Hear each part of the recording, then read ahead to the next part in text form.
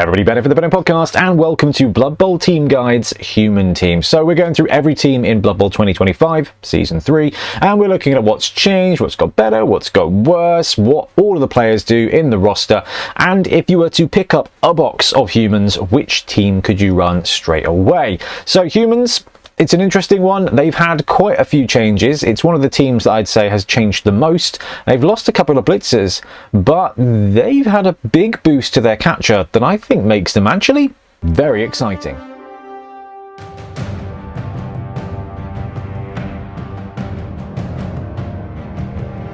Alright, let's dive into it. Let's move my little face over here. Okay, Human Team Guide. Human Team. So these guys are 50k rerolls. They can have an apothecary. We've got them at tier 2. The Games Workshop tiering system will drop and check your team on your if you go into a tournament, check the tournament because they'll probably have their own tierings for it anyway. And tierings don't matter for league, so don't worry about that. Special rules for this team. They've got Old World Classic, which will affect which star players and stuff they can take, but they've also got Team Captain. Now this is a very cool little skill that's been added to the team, to the human team and to the orc team. So when you build your roster, and this will probably be the case for match play stuff as well, when you build a roster, you pick a player at the start of your team's league or whatever, and that player becomes the team captain. And the team captain gets the pro skill, which is a great little skill that allows you on a 3+ to re-roll a dice that you've just rolled. Now, it can't be used for armor rolls, but for if you're making a 2-die block and you don't like them, if you're making a 1-die block, you can roll a pro on a 3+, you can re-roll one of those dice. Works for dodges and pickups and all sorts of things. So actually, pro is a really useful skill. In addition, your team captain must be on the pitch whenever he can be, which makes sense, right? But when the team captain is on the pitch and you use a team reroll on any player, you get to roll a team captain dice, and on a 6+, you get that reroll straight back. So the player themselves gets pro, doesn't affect their team value, just gets better. And every now and again, you know, let's assume you've got 3 rerolls across the course of a game. If your team captain survives, you might just roll that 6+ and get one back. All right, so let's have a look at the roster now. So 0 to 16 human linemen, 0 to 3 halfling ammunition, 0 to 2 human throwers. Right, the human thrower did get adjusted in this edition. Used to be passing 2+, which made him one of the best throwers in the game. Now he's been bumped down to a passing 3+, which is a little bit of a nerf, but he's got a couple of less targets to throw to, so it's not the worst thing in the world. It's funny, the Nobility guy used to have 3+, the human thrower now has 3+. So they've kind of reversed the roles of those two, and I can recheck the page in the rulebook as many times as I like. It is still 3+. So human throwing got a little bit nerfed there. Human catching got a little bit nerfed as well, but there's 0 to 2 blitzers and 0 to 2 human catchers. Now, both of these positionals used to be 0 to 4. This was like orcs, this was a double box, a double dip. You could have 4 blitzers, you could have 4 catchers. Now it is just 2 of each. Now the human blitzer has gained tackle, so stats-wise still the same, but can just automatically gets tackle. We've seen this a lot in this edition where that blitzer roll just gets free rolled an additional skill, which makes them even better. And all the skills they seem to have got are the kind of skills you would want to take, but not the first skill you'd want to take. So actually they've done a really good job here of being like, okay, he's already got tackle. Now, do you want guard? Now do you want mighty blow? How do you want to develop them? So it kind of gives them more of a role, and the human blitzer is going to be kind of a really effective back of the pitch defender, sweeper, a safety. And then you've got the human catchers. Right, human catchers, 0 to 2 of them, movement 8. They're now strength 3. This is sneaky brilliant, and I'm on record as saying that the human roster was probably the least interesting to me in this edition. But every time I do a team guide, I get to review all the roster, all the positionals, and all of the skill assets, and all of the individual changes. And I don't know, I think humans are actually really good. I think the human catcher, like bog standard, good player, right? Good player. Doesn't have Edge 2+, isn't movement 9, so isn't like super elite. But the fact is, he already starts with dodge. So as soon as that human catcher gets blocked, you've got a movement 8 blodge piece at strength 3. That is actually very, very, very good. Like, that is that is a proper thrower, a proper catcher. That's a proper player. So you've got this catcher that you can start off and he's all right, but actually with that single skill up of block straight away, this guy then becomes the better blitzer. He becomes a better version of the Nobility blitzer, minus pro now, but yeah, it's a huge improvement. And the fact is, you can also take an ogre here to throw the halflings if you want, but he's there just to be muscle. Now, you have lost 2 of those human blitzers, and human blitzers tended to be quite potent and brew up a bit of guard and kind of have a bit of a fight. Your ogre is going to be needed, I think, on this roster. Not entirely needed, obviously you can run it without it, but actually to have that extra heavy hitter, that extra bit of muscle to punch and be punched on the line, I think it's a good thing to have. And when it comes to the ogre, it adds a lot of character, it adds a lot of upside. Yeah, he's bonehead, yeah, he's got loner, so it's not ideal, but still pretty good.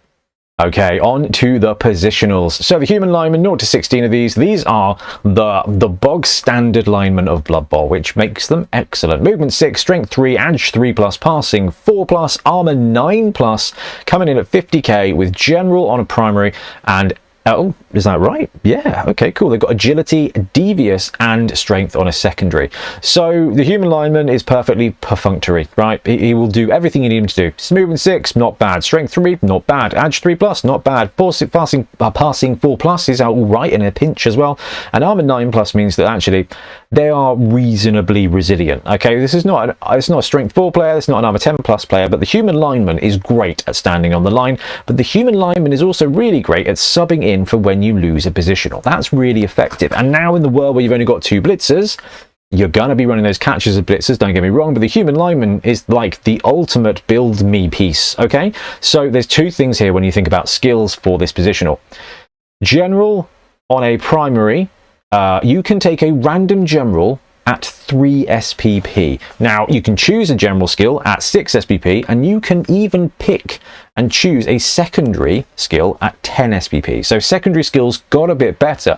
And what's interesting is that stat ups got a bit better. 14 SPP to take a stat up. Human lineman, I mean, it's not ridiculous to think of that you could just hope he doesn't die and take a stat up, and then maybe you brew up a movement 7 lineman. There's your blitzer, a strength 4 guy. There's a dream there. What I think is more likely is taking a random general skill.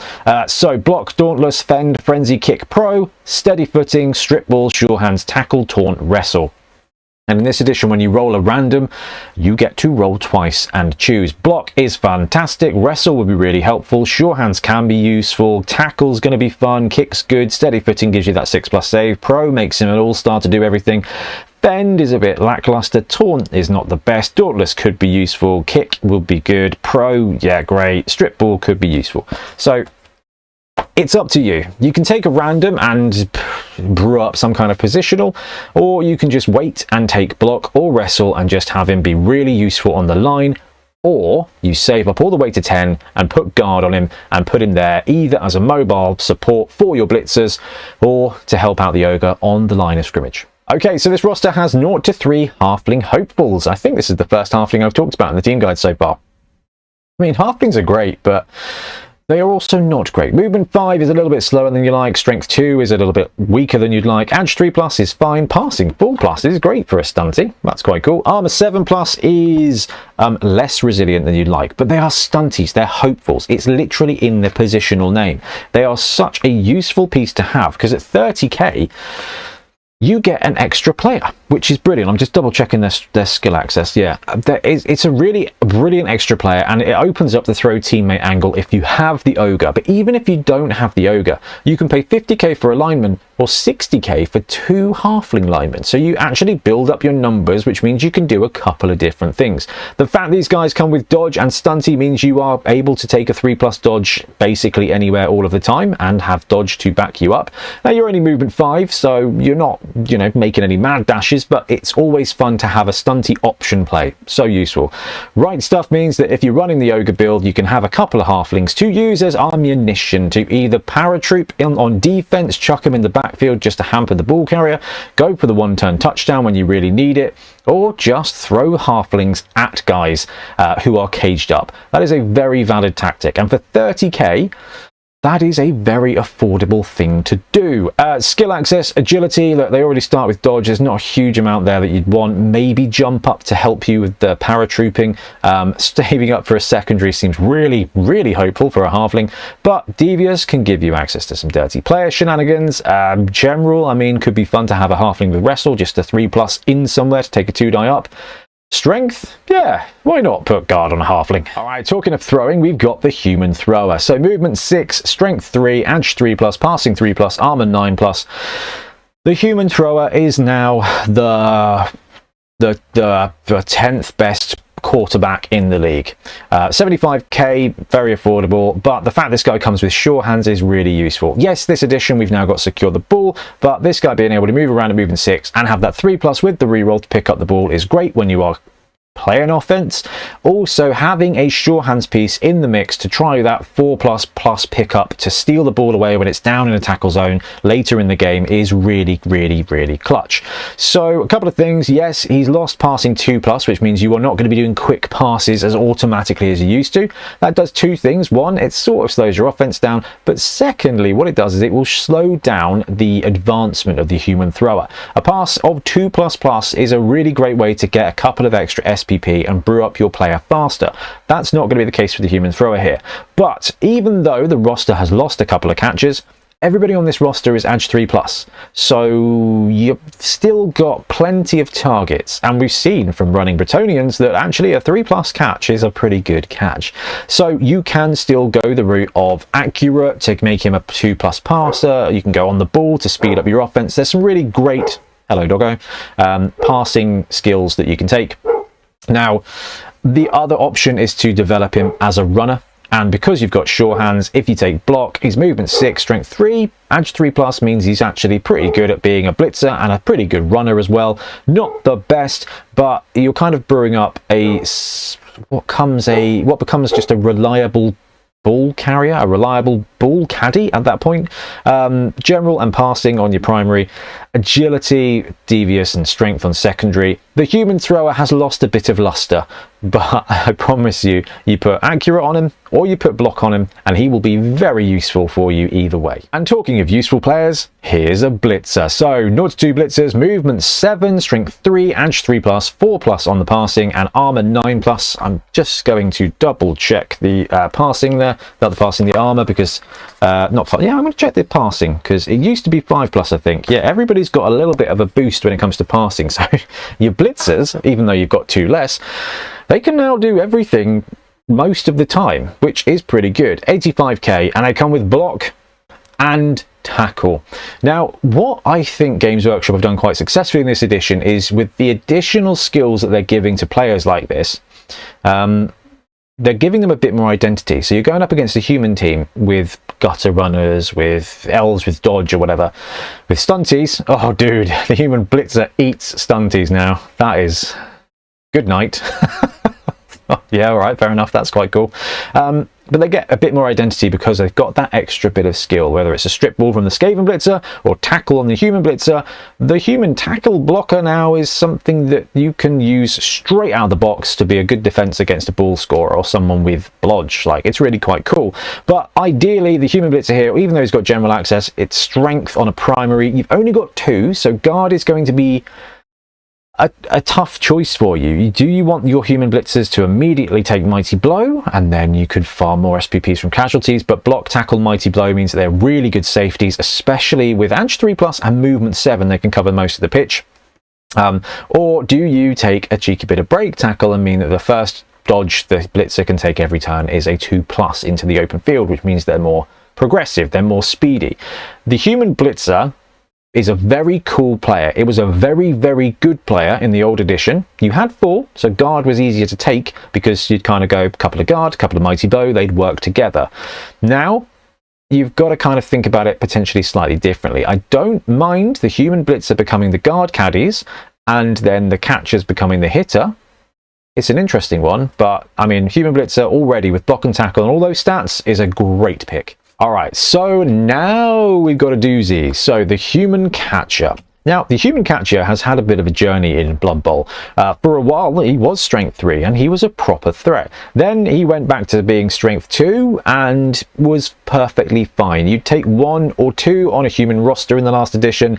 Yeah, obviously, you can be a scoring threat, and movement 8 with dodge and edge 3+. Not bad. Got catch as well. It should be good to get the ball and make a run for it, right? They were pretty effective as a movement 8 fouler, though, as well. So that was always quite good. But now they're strength 3. What you're looking at here is a profile for a very good blitzer. Okay? So movement 8, strength 3. There are not very many players with movement 8 and strength 3. You may have heard of them. Werewolves. War dancers. Yeah, elf union catchers. They're good players. Skaven blitzers, they're very good. That is a wonderful combination of skills and stats. Backed up with edge 3+ and dodge, it means that when this guy gets hit or wants to make a play to move out of a tackle zone, 3++, or and you've got that extra defense with the dodge roll. Passing 4+, he can even chuck it around if needed to. Armor 8+, however, makes him a little bit vulnerable, but strength 3 versus the strength 2 of the old edition. Strength 2 dodge is reasonable. Strength 3 dodge, it means your opponent is no longer frequently going to be able to just drop a dude on him and get 2 die blocks just for the lols. That's really good. So the human catcher now is a target. Now you're probably going to have to invest some resources to get a solid 2 die hit on the catcher. Now, cool stat up here. So agility and general. So block is obviously a fantastic first skill for this piece. He becomes an immediate threat with blodger, and then you can continue up the skill tree, and because you've got access to agility, you've got a couple of cool options here. I think the obvious one is sidestep, but agility have hit and run as a skill as well. Hit and run, sprint, sure feet. I really do like the idea of the human catcher becoming a strength 3 catch, blodge, hit and run piece, backed up by a pair of human blitzers with mighty blow and or guard, to just become like the human catcher basically becomes a runner blitzer, and the human blitzer becomes a fighting blitzer. And you are now looking at a human team that, for all intents and purposes, has 4 blitzers. It's just now 2 of them start without block and they're movement 8. No. They do have secondary of passing. I cannot pass this up, right? Because Nerves of Steel is a very fun option.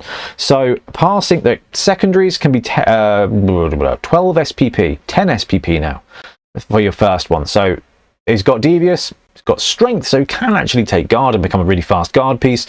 But passing, you know, ignore all of the stuff that you want to be passing with. But Nerves of Steel could be really fun on this player if you're going for the throwing build. And then you've got the big Chongus himself, so the ogre. This is the best of big guys that isn't the Croxagore, probably. So movement 5, solid for a big guy. Strength 5, nice for a big guy. Edge 4+, pretty decent for a big guy. Passing 5+ is going to be useful for throwing halflings. And maybe the ball, that's an achievement unlocked, actually. Passing touchdown with an ogre. We want to see that, and I will send you a mug, because that is a Blood Bowl 2025 achievement unlocked. Trips, when you watch this, we're going to run an ogre in the next season somewhere. You need throwing touchdown with the ogre, please. Armor 10+, right? Armor 10+ with thick skull and strength 5 means that the ogre is a very resilient piece. Bonehead means that for a big guy, he's reasonably reliable. You're going to want it 1 to 3 times a game and it's going to hurt you, but the rest of the time he's a strength 5 dude who's probably going to be double blocking with you with mighty blow. He's got loner 3+, which means, yeah, sure, if you flub a block 2/3 of the time, you might be able to re-roll it if you want to use a team re-roll. So as ever with big guys, do your very best to get a 3-die block. It will just help you out. The ogre is obviously a little bit unreliable, but he's a threat. He's a big old threat, and he comes with throw teammate as well. 140k for the ogre, strength access on a primary. I think that means you can take the bullseye skill, which I quite like, which is the new skill that means when you throw a perfect pass, when you're throwing a little dude, they don't scatter. So you can actually just throw them exactly where you want to and have them blam into a target. So when you throw teammate, it doesn't scatter, it just hits the square, which can be super useful for throwing somebody at cage. If you take that skill and you want that as a tactic, it could be pretty filthy, which I think is quite fun. Now, at the moment, he's got agility, general, and mutation on a secondary. I'm expecting mutation to get nullified. I think that might be a typo. I feel like that's going to get FAQ'd. If it doesn't, it opens up some really fun stuff to do with an ogre, because 10 SPP is not the furthest thing away. Last thing for the ogre, though, when it comes to skill ups, Guard is great because he's going to be working with friends. Brawler is going to help you be a bit reliable. If you're going to take the Brawler route, I'd argue you might be better off just saving a couple of extra to get to 10 and taking block instead. But the other great skill here for the ogre is break tackle. And because he's strength 5, you're going to get +3 to your dodge rolls. So he's Edge 4, Edge 3 plus, Edge 2 plus, Edge 1 plus with break tackle, which means you can wander into a couple of tackle zones and have a fair on shot of just being able to blat somebody with a strength 5 mighty blow piece. I like that. Okay, so you've looked at it and thought, you know what? Humans aren't what they used to be. Then no, this is new humans. This is new humans. This is Edge 3 Dark Elf humans. All right, we can take this. So you find yourself a box of humans and you want to play it. So out of the box, if you pick up a box from Games Workshop, this is what you can run. 6 human linemen, 2 of the blitzers, 2 of the throwers, 2 of those beautiful movement 8 strength 3 catchers, 3 rerolls and an apothecary. This comes in at 970k. So you could drop the apothecary and take the 4th reroll. Absolutely. But what this highlights is that the human roster is cheap, which means you've got some stuff you can add to it really, really, really nicely. So if you pick up a box of humans, you can add the ogre without really trying to do much to make it work. I'd argue that if you wanted to run the ogre build, you would absolutely take both catchers, absolutely take both blitzers, drop a thrower, drop a lineman. That's basically it, actually. You can still run 12 players. Is that seriously the case? How that? I've got 30k in the bank and I've got 12 players. I drop a lineman for 50k and I drop a thrower for 75. So I'm saving 125k and I've got 30 in the bank. Shiver my timbers. 3 reroll, apothecary, 11 player roster, 2 blitzers, 2 catchers, a thrower and an ogre. Walk onto a pitch and they have a wonderful time. All right, so I've done it again. I've talked myself into a team that I first looked at and thought, I don't know about this in this edition, but going through it and actually visualizing those catchers not as being the vulnerable rubbish versions of gutter runners that they used to be, and looking at them as promising young talent that you can turn into very, very good tight ends. I am a little bit sold on the human team. If the thrower had passing 2+, I think I'd be way up there on humans. And I know you're not throwing all that often anyway, but just having that quarterback presence was really cool. Now you're kind of looking at a roster that is a bit more running focused, which is totally fine because I've got 2 strength 7, I wish, 2 movement 7 runners, 2 movement 8 runners, and then both the throwers who start with sure hands, and all the options. Getting a bit of block on there means you've got 6 very useful runners on this roster, backed up by an ogre, some halflings for fun, and some pretty useful linemen. I actually think humans are going to be a lot of fun in this edition. They are different than the old edition, but actually different doesn't mean worse. So run them and find out. Anyway, let me know what you think of humans in Blood Bowl 2025, and we'll be back soon with more Blood Bowl content. Happy blocking.